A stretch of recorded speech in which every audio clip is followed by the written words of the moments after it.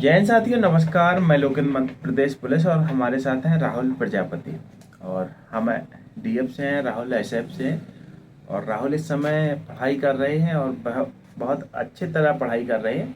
बाकी आज का मुद्दा है जो एसएफ डीएफ रेडियो जिस प्रकार की ट्रेनिंग होती है, ट्रेनिंग पे प्रॉपर हम ये वीडियो बनाएंगे और वीडियो लंबा हो सकता है लेकिन सही जानकारी हो। जैसे पहले विज्ञापन निकलता है, फिर इसके बाद पेपर होता है, फिर रिजल्ट का इंतज़ार करते हैं।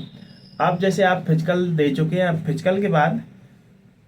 फिजिकल का ख़त्म होने के बाद एक फाइनल मेरिट आएगी।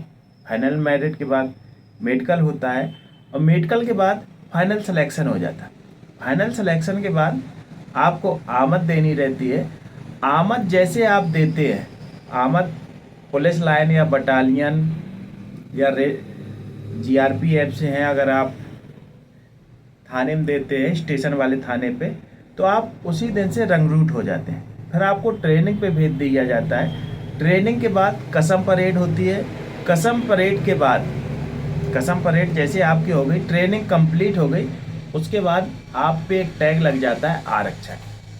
ट्रेनिंग 9 मंथ की होती है। अब राहुल आपको बताएंगे कि एसएफ में सबसे पहले आमद कहाँ देनी रहती है और आमद के बाद क्या क्या ड्रेस लेके जानी रहती है और फिर ट्रेनिंग सेंटर पर किस प्रकार भेजा जाता है, कौन प्रभारी बन के जाता है, बाई बस द्वारा जाता है या बाई ट्रेन द्वारा जाता है। तो थोड़ी प्रक्रिया ये बताएंगे, इसके बाद हम बताएंगे। नमस्कार साथियों, जैसा कि भैया ने बताया कि जैसे पहले विज्ञापन निकलता है, इसके बाद पूरी सिलेक्शन की प्रोसेस होती है। उसके बीच में कई बच्चों का सवाल ये होता है कि जैसे कि अपना फाइनल मेरिट के बाद मेडिकल किस ज़िले में होगा, या वो जिस ज़िले के रहने वाले हैं वहाँ पे होगा, या फिर उनका जहाँ उनको यूनिट मिली है, जिस भी ज़िले में उनकी पदस्थापना हुई है वहाँ होगा। तो इसके लिए मैं बता दूँ कि आपको फाइनल सिलेक्शन के बाद जिस भी जिले में आपकी पदस्थापना रहेगी, आपका मेडिकल उसी जिले की सरकारी जिला अस्पताल में होगा। इसके बाद में वो आपको फिर एक डेट देंगे ज्वाइनिंग की कि आप इस डेट के बाद से ज्वाइन कर सकते हो। डीएफ वालों को अपना पुलिस लाइन में आमद देनी होती है और एसएफ वालों को अपनी बटालियन में आमद देनी होती है। लेकिन जब हमारे 2022 के बैच में थे तो एसएफ की भर्ती सिर्फ 35 बटालियन और 36 बटालियन में थी। तो हम लोगों की आमद भी पुलिस लाइन में हुई थी उस टाइम पे। 35 वालों की भी पुलिस लाइन में हुई थी और हम लोगों की भी पुलिस लाइन में हुई थी। तो मेडिकल सबका साथ में हुआ था। इसके बाद डीएफ वालों ने अपनी जिले की पुलिस लाइन में आमद दी थी और एसएफ वालों ने अपनी जो भी यूनिट थी उसकी बटालियन में आमद दी थी। इसके बाद में आमद देने के बाद में आपका जो बेसिक प्रशिक्षण है, जो आपका बुनियादी प्रशिक्षण जो ट्रेनिंग के दौरान आपको सिखाया जाएगा, उसका थोड़ा बहुत हल्का फुल्का वो अपना डीएफ वालों को पुलिस लाइन में और एसएफ वालों को अपनी बटालियन में थोड़ा वो बताते रहते हैं कि जिससे कि आपको एकदम से ट्रेनिंग का लोड ना पड़े, ताकि वो इसलिए सिखाते रहते हैं। जब आप ज्वाइनिंग करने के लिए जाओगे तो आपको वही सबको एक जैसा सामान की जरूरत पड़ती है। 2 या 3 नीले लोअर मंगाते हैं, व्हाइट टी शर्ट्स मंगवाते हैं। जैसे कि अभी सर्दियों का मौसम चल रहा है तो आपका ब्लू लोअर और ब्लू अपर जैसा कि मैंने पहन रखा है ऐसा मंगवाएंगे। डीएफ वालों के लिए व्हाइट शूज़ मंगवाते हैं और एसएफ वालों के लिए रेड कलर के शूज़ आते हैं, स्पोर्ट्स शूज़, वो मंगवाए जाते हैं। और बाल्टी झाड़ू जैसे कि आपका थोड़ा श्रमदान वगैरह होता है यहाँ पे, ताकि आपको भविष्य में चल के कैसी भी परिस्थितियों में रहना पड़े तो आप रह सको, उस हिसाब से आपका बुनियादी प्रशिक्षण करवाया जाता है। तो आपको हर तरीके की ट्रेनिंग दी जाएगी।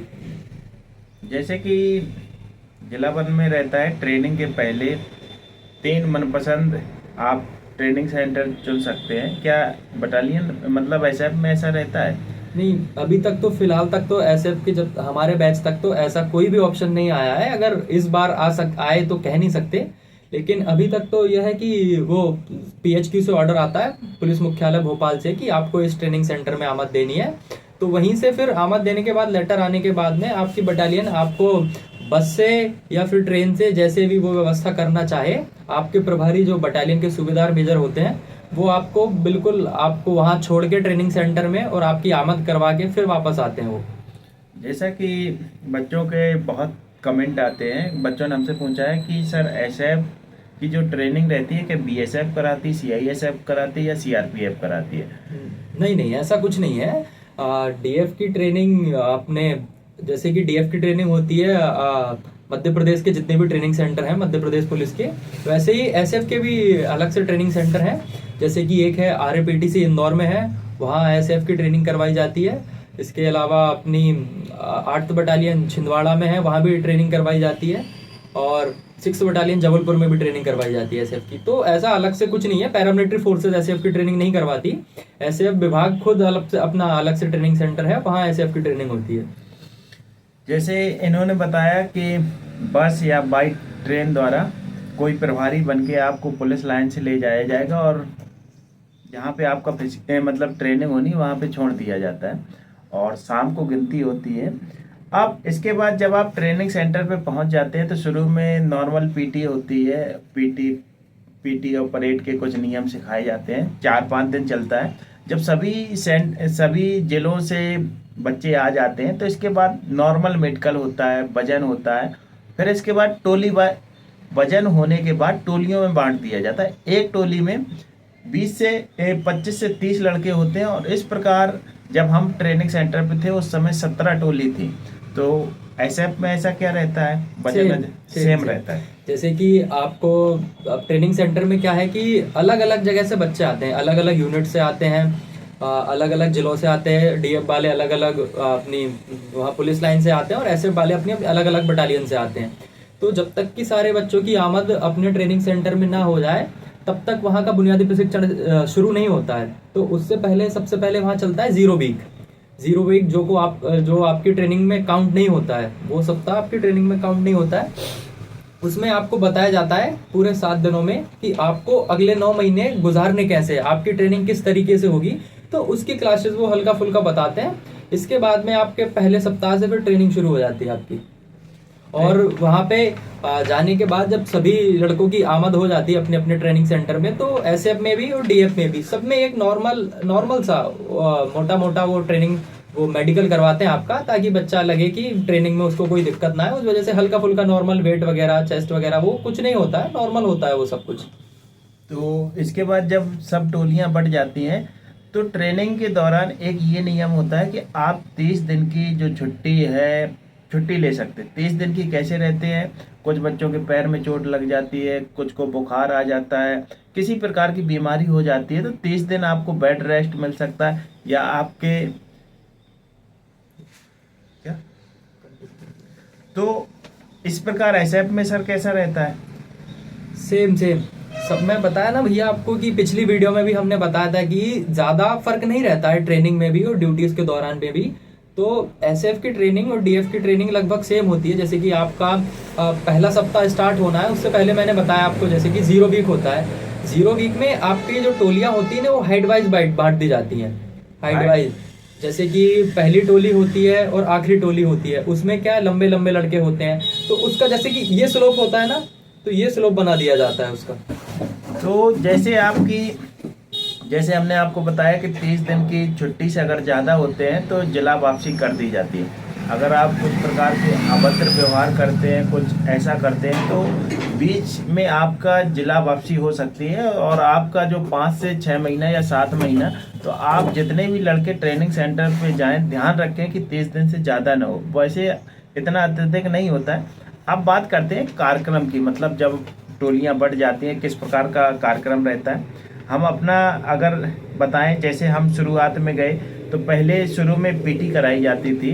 जब 1 महीने का मानो PT, फिर ब्रेकफास्ट के लिए छोड़ दिया जाता था, फिर परेड के लिए, फिर भोजन के लिए और फिर रेस्ट। मतलब ऐसे मान लीजिए कि 5 बजे बुलाया जाता था, 5 से 6 PT कराई जाती थी और फिर इसके बाद ब्रेकफास्ट के लिए 7:30 तक ब्रेकफास्ट करके फिर परेड के लिए आते थे। परेड के बाद एक बैच चलता था, मतलब 40 मिनट का बैच रहता था, पीरियड। और फिर इसके बाद भोजन के लिए भेज दिया जाता और फिर 12 बजे के बाद फ्री हो जाते थे। 12 से 3 रेस्ट करते थे और शाम को फटीक के बाद PT और RTC सिखाई जाती थी।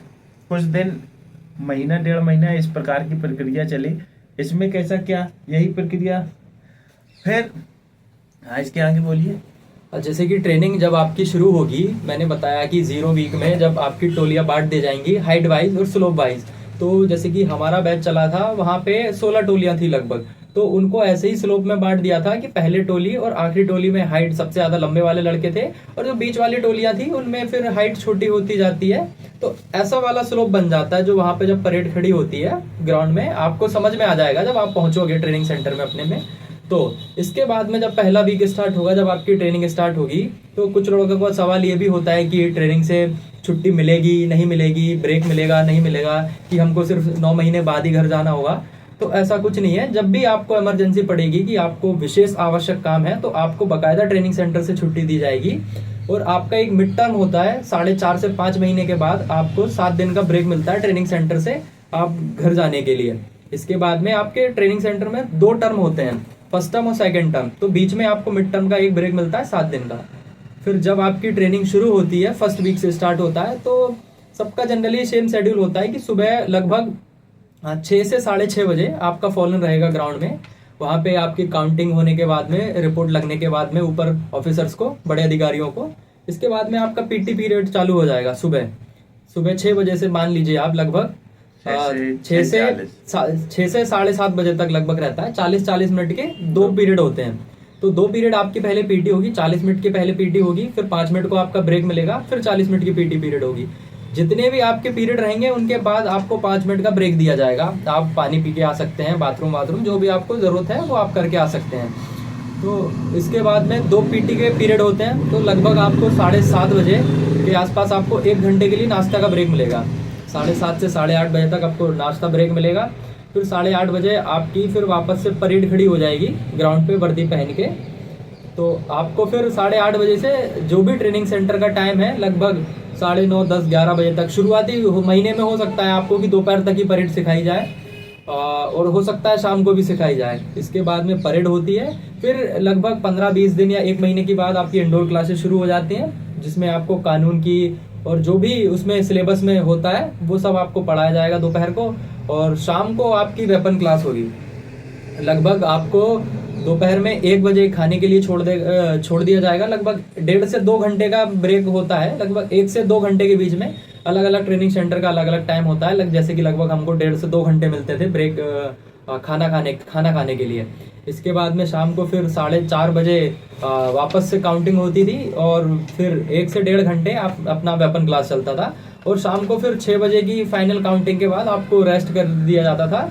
इसके बाद रात भर आप फ्री रहते हो, जो भी कर सकते हो वो कर सकते हो। और इसके बाद जैसे इनने बताया, बिल्कुल सेम टू सेम प्रक्रिया रहती है। और सिर्फ फर्क इतना रहता है कि जो इंडोर की क्लास रहते हैं उसमें कानून व्यवस्था है, वो शायद एसएफ में कम क्लास लिए जाते हैं। थोड़ी बहुत कम, हाँ, थोड़ी कम क्लास लिए जाते हैं, लेकिन बाकी सेम टू सेम प्रक्रिया रहती है। जब पहला पीरियड 4.5 महीने का जो रहता है, इसके बाद हाँ, तो फिजिकल और पेपर के एग्ज़ाम होते हैं। उसमें जो भी पास फेल जो भी होता है, जो फेल हो जाते हैं उनको फिर से ट्राई कराया जाता है। और फिर इसके बाद 7 दिन का ब्रेक मिलता है। 7 दिन के बाद सब लोग घर चले जाते हैं। फिर अगले के लिए आते हैं 4.5 महीने, क्योंकि 9 महीने की रहती है। और इस दौरान अगर कोई चुनाव ड्यूटी आ गई या कोई मेला ड्यूटी आ गई, जेल का निरीक्षण, जैसे जिला बल में होगे तो आपको जेल का निरीक्षण कराया जाएगा, वहाँ पे पूरा प्रॉपर सिखाया जाएगा। थानों में जाके आपको किताबों के बारे में, कानून व्यवस्था, थानों का निरीक्षण कराया जाएगा। वीआईपी ड्यूटी का आपको बाकायदे, जैसे वीआईपी ड्यूटी में कारगेट लगता है, वो आपको सिखाया जाएगा। एम्बुश किस प्रकार लगाया जाता है, एम्बुश की पूरी जानकारी दी जाएगी। आरटीसी, अपनी आप को दुश्मनों से लड़ने की सुरक्षा के बारे में आपको बताया जाएगा। शनिवार को लॉन्ग रनिंग होती है, शनिवार को आपको लंबा दौड़ाया जाता है। संडे को आउट पास मिलता है कि जो आपकी ज़रूरत की चीज़ें हैं आप संडे को जाके ला सकते हैं। और चुनाव मेला ट्रेनिंग में मज़ा बहुत ज़्यादा आता है। कारण क्या है कि 500-600 लड़के शाम को एक साथ बैठते हैं, एक ही मैच में खाना खाते हैं। बाकी बीच बीच में हम कुछ क्लिप भी ट्रेनिंग की जोड़ देंगे, 5 से 10-10 सेकंड के जो भी रहेंगे उसमें, जिससे आपको पता चल सके कि क्लासरूम कैसा होता है। जंगल कैंप का इनको अनुभव बताइए। बाकी हम जैसे कि भैया ने बताया होगा ट्रेनिंग के बारे में, कैसा क्या शेड्यूल रहता है कि और हाँ साथियों, एक बात और है कि जैसे कि आप जैसे अपना क्लासेस होती है, अपन पढ़ाई करते हैं 11th 12th ग्रेजुएशन में, वैसा ही सेम लगभग अपना ट्रेनिंग का भी होता है। तो उसमें अपन को हर विषय में पास होना पड़ता है। हाँ। अगर जैसे आपके पेपर होंगे अपना फिजिकल का, तो ठीक है, जैसे पीटी का भी होगा, टेस्ट होता है, फर्स्ट टर्म के बाद भी होता है, सेकंड टर्म के बाद भी होता है, पीटी का टेस्ट होता है, अपना परेड का टेस्ट होता है, वेपन का टेस्ट होता है, और अपनी जो इंडोर क्लासेस लगती हैं कानून व्यवस्था वगैरह की, आईपीसी सीआरपीसी की, उसका भी टेस्ट होता है। तो फिजिकल वाले जैसे पीटी परेड, उसमें तो व्यक्ति जनरली पास हो ही जाता है, लेकिन कानून व्यवस्था जो इंडोर क्लासेस लगती है उसमें अपन को पढ़ना पड़ता है, और वेपन क्लासेस में भी लगभग लगभग थोड़ा उसका ज्ञान रखना पड़ता है। और फायरिंग होती है, फर्स्ट टर्म के बाद भी फायरिंग होती है, और सेकंड टर्म के बाद भी फायरिंग अपन को अलग अलग वेपन से करवाया जाता है। तो उसमें भी अपन को पास होना पड़ता है। तो उसको इतना हल्के में ना लेना, और ये है कि थोड़ा बहुत पढ़ते रहना उन चीज़ों को। आपको अगर किसी भी विषय में अगर आप फेल हो गए, तो आपको फिर दोबारा उस चीज़ का एग्जाम देने के लिए दोबारा आपको ट्रेनिंग सेंटर भेजा जाएगा। इसके बाद में ट्रेनिंग के बाद में फर्स्ट टर्म के बाद सेकंड टर्म में जो होता है, आखिरी में जब अपनी अपना बुनियादी प्रशिक्षण समाप्ति की ओर बढ़ता है, तो वहाँ पे 7 दिन का जंगल कैंप करवाया जाता है। हर एसएफ वालों को भी जंगल कैंप होगा 7 दिन का, और डीएफ वालों को भी जंगल कैंप होगा। उसमें अपना 7 दिन का रूटीन रहेगा कि आपको एक राइफल साथ में रहेगी, अपना पिट्ठू बैग साथ में रहेगा, और आपको 7 दिन कोई सा भी एक प्लेस चूज करेंगे, अलग अलग ट्रेनिंग सेंटर वाले अलग अलग जगह, तो वहाँ आपको 7 दिन लगभग जंगल में अपनी दिनचर्या बितानी पड़ेगी। जैसे कि हो सकता है कि कुछ लोगों को जगह मिल जाए, जैसे कि बिल्डिंग्स वगैरह जहाँ की वहाँ बनी हो, वहाँ रहने को मौका मिल जाए। लेकिन हम लोगों का जो ट्रेनिंग वो जंगल कैंप हुआ था, वो खंडवा जिले के वांचू पॉइंट पे हुआ था। वहाँ प्रॉपर जंगल है लगभग, वहाँ की भी मैं क्लिप डलवा दूंगा भैया से। तो वहाँ पे क्या हम लोगों का एक वो था कि एक चौड़ा सा मैदान था पहाड़ी के ऊपर में, वहाँ पे हम लोग तंबू बना के रहते थे। वहाँ से थोड़ा दूर पानी था। तो जैसे इनने जंगल कैंप के बारे में बताया, हमारा भी रीवा पीटीएस हमें ट्रेनिंग सेंटर मिला था, वहाँ पे हम जंगल कैंप में गए थे। तो जहाँ पे हम रुके थे उसके पास से एक नदी निकली थी, तो नदी में जाके हमारा नहाना धोना सब होता था, और बहुत मज़ा आ रहा था। रात को एम्बुश लगा के सिखाया जाता था। जैसे इन्होंने बताया कि क्लिप ऐड हो जाएगी, क्लिप को भी आप देख लोगे 1 मिनट में तो आपको। और वहाँ से जहाँ आपका जंगल कैंप मिला था, क्या वहाँ पे नदी पास से निकली थी? हाँ, पास से नदी तो थी, नहाना धोना कहाँ होता थोड़ी था? दूर थी। वहाँ पे एक नहर जा रही थी, हम लोगों की ऐसी व्यवस्था नहीं थी, लेकिन हालांकि व्यवस्थाएं थी, जैसे कि आपको जरूरत हो तो पास में फॉरेस्ट वाले बैरिक्स बने हुए थे वहाँ पे, तो वहाँ पानी की पूरी व्यवस्था थी, मोटर वोटर सब थी। तो वहाँ पे एक वो जा रही थी, नहर की लाइन जा रही थी, तो वो हमारी किस्मत से वहाँ पे ब्लॉकेज उसका टूटा हुआ था, तो उसका जो पानी निकल के जाता था, तो वहाँ एक कुंड था चारों तरफ से, एक काफी एक कुंड जैसा था, तो लड़के सब लगभग सब वहीं से नहाते थे। और जब आपका जो ट्रेनिंग पीरियड रहेगा, मैं बता रहा हूँ आपके पूरी जॉब का गोल्डन पीरियड रहेगा आपको, लेकिन उस टाइम पे लगेगा कि हम कहाँ फंस गए, हमारे साथ ऐसा हो रहा है, हमारे साथ वैसा हो रहा है। लेकिन जब आप ट्रेनिंग कंप्लीट करने के बाद में अपनी अपनी जिला में लाइन में जाओगे, जहाँ भी आपकी ड्यूटीज रहेंगी, अपना ड्यूटीज करोगे, फिर आपको वो याद आएगा, अरे वो हमारा गोल्डन पीरियड था।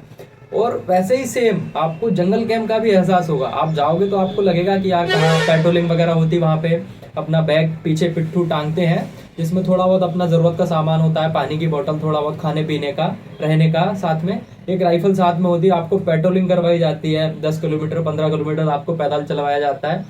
और आपकी जो जंगल प्रशिक्षण होता है, जैसे एम्बुश लगाना, काउंटर फायर वगैरह, वो सब सिखाया जाता है वहाँ प्रॉपर तरीके से। और जब हम जंगल कैंप में थे तो रात में कहीं 1 बजे सीटी बज रही है, कहीं 2 बजे सीटी बज रही। एक दिन तो हम सोते ही रह गए थे। काफ़ी सारे ऐसे नमूने भी देखने को मिलेंगे, कुछ बहुत चतुर रहते हैं, कुछ नमूने भी रहते हैं। क्योंकि आपको 600 लड़के होंगे तो कुछ तो नमूने होंगे जिसमें हंसी के पात्र होंगे, और कुछ आपके साथ भी ऐसा होंगे। और बिल्कुल बिल्कुल। और ये सुनहरा मौका क्यों होता है कि मध्य प्रदेश के जितने भी ज़िले रहते हैं, एसएफ में मान लीजिए जितनी बटालियन रहती है, ज़्यादातर लोग आपको मिलते हैं। और आपका पूरा मध्य प्रदेश, आप अगर हम बालाघाट से हैं, अगर हमें भिंड में किसी से वार्तालाप करना है तो हमारा भिंड में भी दोस्त है, ऐसे हर जगह हमारे दोस्त मिलते हैं। और जैसे बताया कि और रात को एम्बुश लगाना सिखाया जाता है, कभी भी कुछ भी। और जंगल कैंप के मज़े ही कुछ रहते हैं, चावल बन रहे हैं, कुछ बन रहा है खाने वाले। और इसके बाद जैसे वहाँ से जब आपके 7 दिन कंप्लीट हो जाते हैं तो वहीं पे आपको छोड़ के बाकी सामान भर के चला जाता है आपको वहाँ से पैदल आपको अपने सेंटर तक आना रहता है। और जैसे कि बताया भैया ने कि जंगल कैंप के बारे में, अपनी अपनी जैसे कि आप ट्रेनिंग के लिए जाओगे अलग अलग जिलों से, अलग अलग जिलों के रहने वाले, अलग अलग जिलों में आप ड्यूटी के लिए आपकी पदस्थापना होगी, फिर वहां से अपन सारे लोग इकट्ठे होके एक ट्रेनिंग सेंटर में जाते हैं। वो माहौल एक अलग देखने वाला होता है। वहां पे लगभग ये मान लीजिए कि पूरा मध्य प्रदेश इकट्ठा हो जाता है। अलग अलग तरीके का रहन सहन, अलग अलग तरीके का खान पान, तो वो चीजें मिलती हैं तो वो अच्छी लगती हैं। इसके बाद में जैसे कि ट्रेनिंग खत्म होगी तो सब अपने अपने पदस्थापना जिस भी जिलों में होगी वहां जाओगे तो वो चीजें याद रहेंगी, वो आपकी दोस्ती होगी। तो आपको लगभग ये मान लीजिए कि अपना साथी मध्य प्रदेश के हर एक जिले में मिल जाता है। तो वो आपको एक फायदेमंद चीज होती है कि जैसे भविष्य में कोई भी काम पड़ा तो आसानी से हो सके। इसके बाद में ट्रेनिंग सेंटर का जो जंगल कैंप होता है वो बेस्ट पार्ट होता है, ये मान लीजिए आप कि उसमें हर चीज सिखाई जाती है लगभग। और आपका ऐसा नहीं है कि आपको सिर्फ पीटी परेड और इसी चीज की ट्रेनिंग होगी। आपका जो ट्रेनिंग पीरियड रहेगा उसमें हर चीज सिखाया जाता है लगभग। बीच बीच में कल्चरल प्रोग्राम्स भी होते हैं वहाँ पे, जैसे कि कार्यक्रम होता है जो कोई अपनी जो डांस कर लेता है, जो भी अपना हुनर है, जो भी हुनर है, गाना गाने वाला गाना गाता है, डांस करने वाला, जो भी अपना एक्टिंग वगैरह जो भी कर सके, वो लगभग साल में 1 या 2 बार हमारे यहाँ ट्रेनिंग सेंटर में 2 बार कल्चरल प्रोग्राम हुआ था साल भर में। तो कल्चरल प्रोग्राम्स भी होते हैं। स्पोर्ट्स वीक होता है एक पूरा, जैसे कि पूरा 7 दिन आपकी ट्रेनिंग पूरी बंद रहेगी और 7 दिन आपको लगभग अलग अलग जो आपकी 16 टोलियां बढ़ती हैं वो अलग अलग कंपनीज में बांट दी जाती हैं, ABCD करके। जैसे कि हमारी एक कंपनी में 4 टोलियां थी, 4 कंपनियों में 16 टोलियां थी। तो इंटर कंपनी स्पोर्ट्स कंपटीशन होता है 7 दिन ट्रेनिंग सेंटर में पूरा। आपको क्रिकेट का भी मैच होगा, फुटबॉल का भी होगा, बास्केटबॉल का भी होगा, हैंडबॉल, वॉलीबॉल, जो भी आप जहाँ के भी प्लेयर्स होंगे वो सब कुछ आपको लगभग 1 वीक पूरा स्पोर्ट्स वीक का होगा। कल्चरल प्रोग्राम्स होते हैं, इंडोर आउटडोर टेस्ट होते हैं। इसके बाद में जैसे कि बीच बीच में आपकी ड्यूटीज आ जाती हैं, जैसे VVIP का किसी का वो हुआ, मूवमेंट हुआ, माननीय प्रधानमंत्री मोदी जी का मूवमेंट हुआ, CM साहब का मूवमेंट हुआ। तो वहाँ पे आपको लॉ एंड ऑर्डर सिखाने के लिए कि आपको ड्यूटीज वास्तविकता में करनी कैसी है, उस चीज़ को सिखाने के लिए आपको बुनियादी प्रशिक्षण में आपको वहाँ ट्रेनिंग सेंटर से कई सारी ड्यूटीज जाना पड़ेगा। हो सकता है दिवाली की भी ड्यूटी जाना पड़े, ईद की ड्यूटी जाना पड़े। इसके बाद में VVIPs, अगर कुछ वहाँ अगर दंगा फसाद हो गया कहीं पे भी, जहाँ भी लॉ एंड ऑर्डर की ड्यूटीज आएंगी वहाँ से आपकी मांग आएगी तो आपको वहाँ भी ड्यूटीज का वो अनुभव कराया जाएगा ट्रेनिंग सेंटर से। अब जैसे जंगल कैंप की बात हो गई और ड्यूटी की बात हो गई, आपको शाम को एक पीरियड लगता है जो ड्राइव करना, ड्राइवरी मतलब कार चलाना हुआ, ये सिखाया जाता है। और जिन बच्चों के पास लाइसेंस नहीं होता है, जैसे हम रीवा में कर रहे थे तो हमारा ड्राइवरी लाइसेंस भी वहीं से बनवाया गया और बढ़िया से आपको सिखाया जाता है। ऐसे वहाँ भी है। बिल्कुल, लगभग वहाँ पे आखिरी में जो करवाया था, आखिरी जो टाइम चल रहा था 2-3 महीने करीब, उसमें शाम को 2-3 गाड़ियाँ आती थी वहीं से ट्रेनिंग सेंटर वाली। तो वहाँ पे लगभग सभी बच्चों को गाड़ी चलाना सिखाया जाता है। वहाँ पे हमारे टाइम पे ड्राइविंग लाइसेंस तो नहीं बनवाए गए, लेकिन अगर आप बोलोगे तो ट्रेनिंग सेंटर वाले बिल्कुल आपका बकायदा वो ड्राइविंग लाइसेंस बनवा देंगे। इसके बाद में आपको अगर वहाँ पे स्विमिंग पूल होगा तो तैरने की भी वो तैरना भी सिखाया जाएगा। जिन भी बच्चों को तैरना नहीं आता, हमारे ट्रेनिंग सेंटर में स्विमिंग पूल था तो हम लोगों को वहाँ तैरना भी सिखाया गया। और शाम को एक कंप्यूटर क्लास लगता है जिसमें आपको टाइपिंग सिखाई जाती है, किस प्रकार आप पूरा आवेदन जैसे होते हैं सारे के सारे आपको सिखाए जाते हैं। ऐसा आपका भी हो रहा होगा उसमें? हमारा भी रहा। जैसे आपको साइबर क्राइम के बारे में काफ़ी सारी क्लासेस लगी थी, कंप्यूटर बेस्ड। जैसे भी आपको ऑनलाइन जो ठगी साइबर क्राइम जो होते हैं उनके बारे में भी क्लासेस लगी, और कंप्यूटर के बारे में भी बेसिक नॉलेज जो अपन को भविष्य में आगे चल के अपनी ड्यूटीज़ में ज़रूरत पड़ेगी, वो सब कुछ सिखाया जाता है ट्रेनिंग सेंटर में। फिर क्लासरूम के बीच दौरान में कहीं बाहर से लोग आते हैं, जैसे बैंक वाले आए और बीमा वाले आए, बीच बीच में सारे क्लास लगते रहते हैं। वो कहेंगे हमारा बीमा ले लो, कहीं ऐसा कर लो। आपको अपना दिमाग सोचना है। उस समय क्या रहता है कि शुरुआत में हमें रुपए मिलते हैं तो काफ़ी सारे बच्चे कहीं 10 साल की बीमा कर लेते, 15 साल की, और फिर 2-2.5 साल बाद पछतावा करते, यार हमने गलत रुपए फंसा दिया। क्यों? बिल्कुल बिल्कुल, हमारे टाइम में भी काफ़ी सारे आए थे, SBI वाले आए थे, HDFC, अलग अलग बैंकों वाले आए थे। मैं पर्सनली किसी का नाम नहीं लूंगा, लेकिन आपको ध्यान देना है अपनी बुद्धिमत्ता के हिसाब से कि आपको करना क्या है, आपके परिवार की स्थिति क्या है, आपको कैसे पैसों का इस्तेमाल करना होता है। बच्चे क्या है, जब शुरुआत में बेरोजगार होते हैं तो उनका एक अलग वो रहता है, लेकिन जॉब लगने के बाद में इनकम होने लगती है तो उनका फिर ध्यान अलग अलग चीज़ों में भटकता है, तो आपको उन चीज़ों को ध्यान देना है। और लगभग हर विभाग में डीएफ हो या एसएफ हो, जैसे कि अपने और साथी भाई होते हैं, तो वो हो सकता है आपको कुछ गलत डायरेक्शन में जाने की सलाह दें, तो आपको वो फिर अपने हिसाब से देखना अपने है कि दिमाग से, क्योंकि अपने दिमाग से सोचना है कि आपको करना क्या है। और रही जैसे डीएफ हुआ, एसएफ हुआ, रेडियो हुआ, जीआरपीएफ हुआ, इनकी जो आपको लेके दिमाग में बहुत सा चलता है कि सर वर्दी कैसी होती है, वर्दी सेम टू सेम होती है। अगर बात करते हैं जीआरपीएफ की, तो यहाँ पे उनका बिल्ला लगा रहता है। अगर एसएफ की बात करें तो जो यहाँ पे डोरी रहती है और बिल्ला रहता है, इसमें थोड़ा फर्क रहता है। थोड़ा बा, सा हल्का सा। बाकी जैसे कि मैं आपको वर्दी के बारे में विस्तृत जानकारी दूं, तो वर्दी के जो कपड़ा होता है वो लगभग सेम होता है। जैसे कि अपनी गर्मियों की और बरसात की जो वर्दी होती है, खाकी पैंट और खाकी शर्ट होता है, और सर्दियों में एक शर्ट एक्स्ट्रा ऐड हो जाती है जो कि अंगोला होती है, लाइक डार्क ब्लू कलर की होती है, वो आपको समझ में आ जाएगा। और थोड़ा सा फर्क होता है, जूते सबके सेम होते हैं, बैरेट कैप जो सर पे लगाते हैं वो सबकी सेम होती है। इसके बाद में अगर आप डीएफ के हो, तो डीएफ का आपका जो यहाँ का शोल्डर बैच रहेगा उस पे लिखा रहेगा माँ प्रापू मध्य प्रदेश पुलिस, और आपका जो बेल्ट रहेगा उस पे भी मध्य प्रदेश पुलिस रहेगा, और आपकी जो लिनियार्ड यहाँ पे डोरी रहेगी वो ब्लू कलर की रहेगी। वहीं अगर आप एसएफ में हो तो आपके यहाँ शोल्डर बैच रहेगा उस पे रहेगा माँ प्रा सापू मध्य प्रदेश सशस्त्र पुलिस, और आपका बेल्ट रहेगा उस पे भी लिखा रहेगा मध्य प्रदेश सशस्त्र पुलिस, और आपकी जो डोरी रहेगी वो रहेगी पीले कलर की।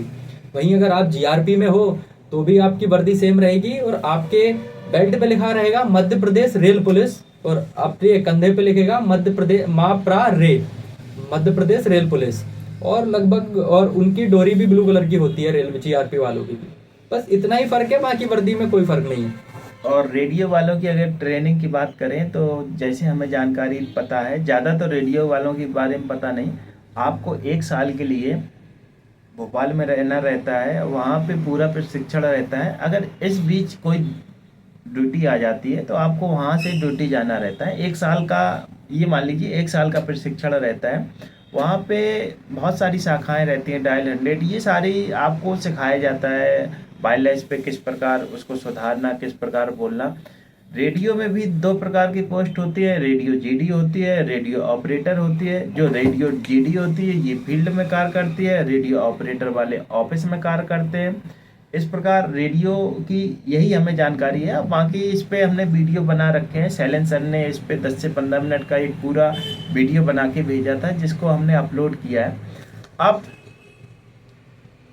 बात करते हैं कसम परेड, जो पीओपी रहती है।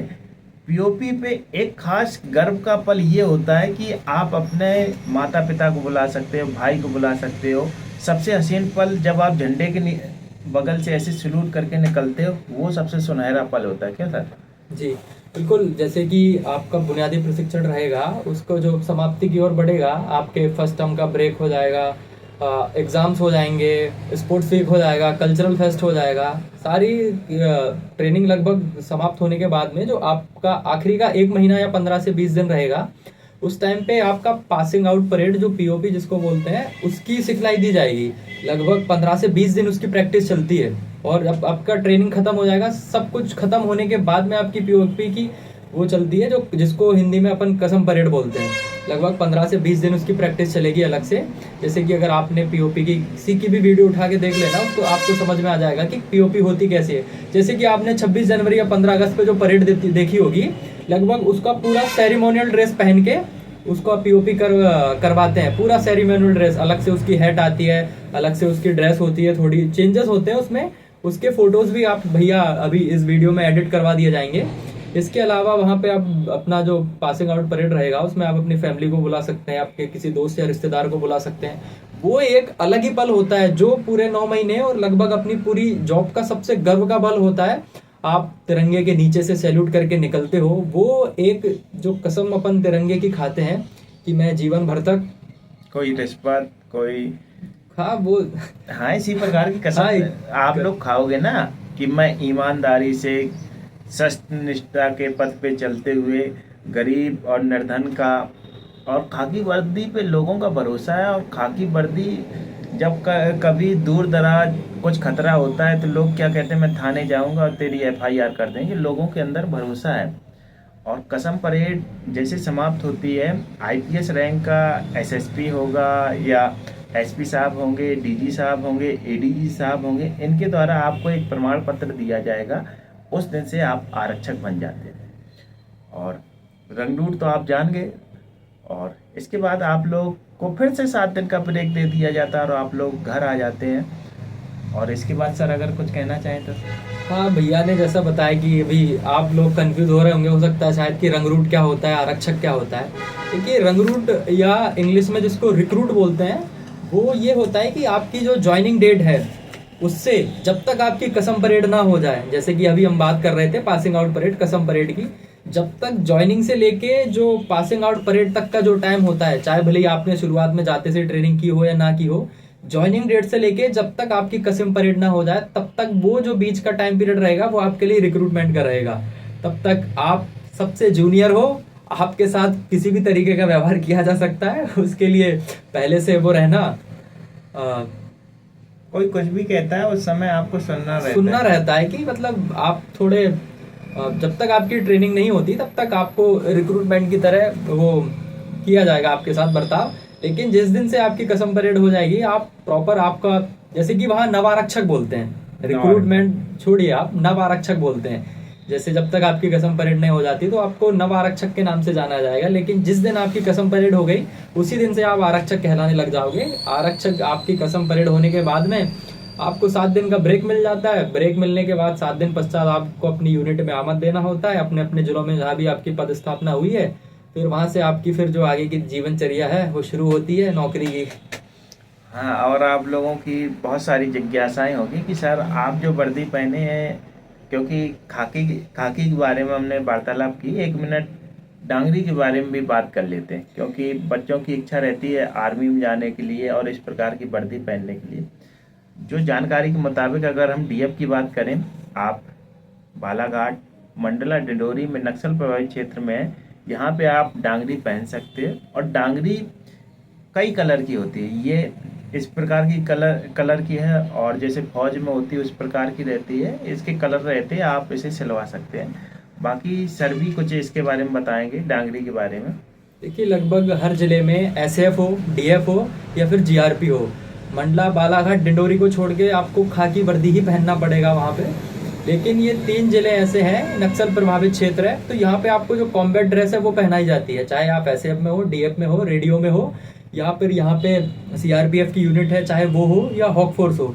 लगभग यहाँ की जो ड्रेस है वो जो भैया ने पहन रखी है, डांगरी जिसको हम कॉम्बैट ड्रेस बोलते हैं, वो पहननी पड़ती है, क्योंकि यहाँ पे नक्सल प्रभावित क्षेत्र है। तो वो बोलते हैं ना कि